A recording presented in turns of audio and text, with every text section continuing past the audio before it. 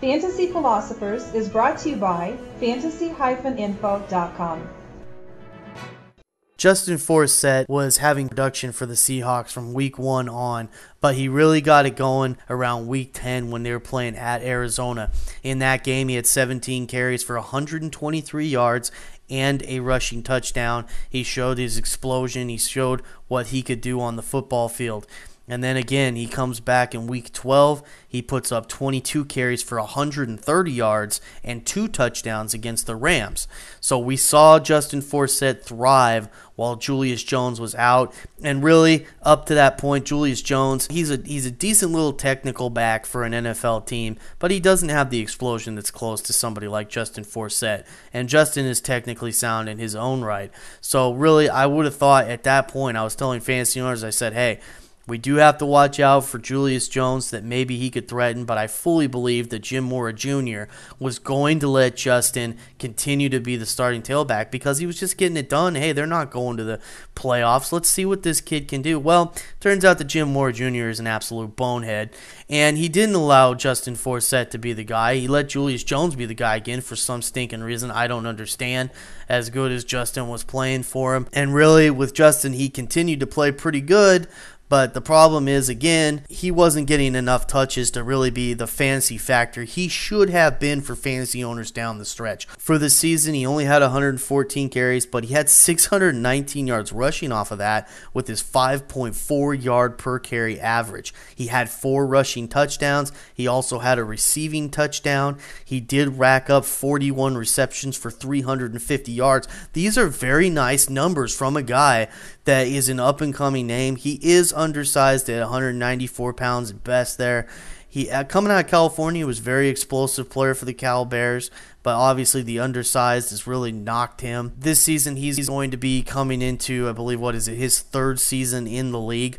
And Pete Carroll is the new head coach. Bonehead's gone from the team. He's out, and hopefully he'll never come back and be any type of a head coach again in the NFL, please God. Anyway, with Justin Forsett, there's supposed to be an open competition between Justin Forsett and Julius Jones for the starting job this season. Remember, Leon Washington, yes, they traded for him, but he's really in no shape to be playing. They're going to put him on the PUP list to start training camp, and I'm pretty darn sure they're going to put him on the PUP list to start the season. That means he's going to miss at least the first 6 games. Remember, he had a really nasty leg injury. I believe he fractured his fibula. It was a very nasty injury. That's the reason why the Jets traded him off, because they didn't think they were going to get the player that they used to have back on the team. We'll see if Leon can ever be the explosive kind of guy he used to be.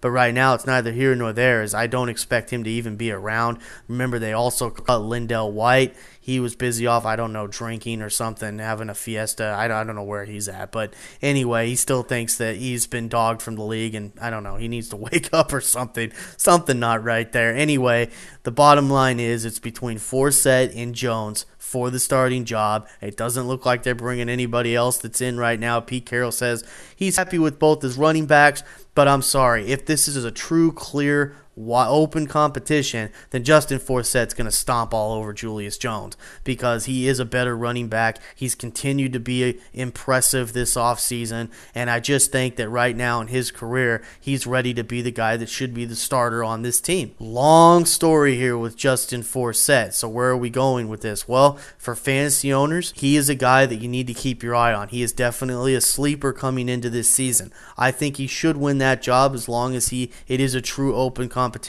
But at some point, they're going to have to wake up and realize, even if they do start with Jones, that this is a guy that you need to have in your starting lineup because he's just that much better. So if he doesn't win the job, I recommend that you really go out, get this guy, stash him away on your team. The Seahawks have the second easiest schedule to run against this year, and I believe that's legit as they do play in the NFC West, and they also get the AFC West this season. So there's some nice games for him and that team to run against and take advantage of. Remember, he gives you that extra value in the passing game as well.